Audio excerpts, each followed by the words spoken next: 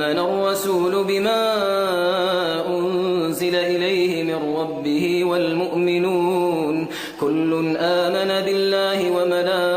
وملائكته وكتبه ورسله لا نفرق بين أحد من رسله وقالوا سمعنا وأطعنا غفرانك ربنا وإليك المصير لا يكلف الله نفسا إلا وسعها لها ما كسبت وعليها ما اكتسبت ربنا لا تؤاخذنا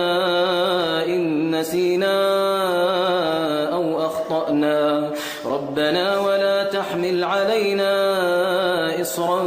كما حملته على الذين من قبلنا ربنا ولا تحملنا ما لا طاقة لنا به واعف عنا واغفر لنا وارحمنا أنت مولانا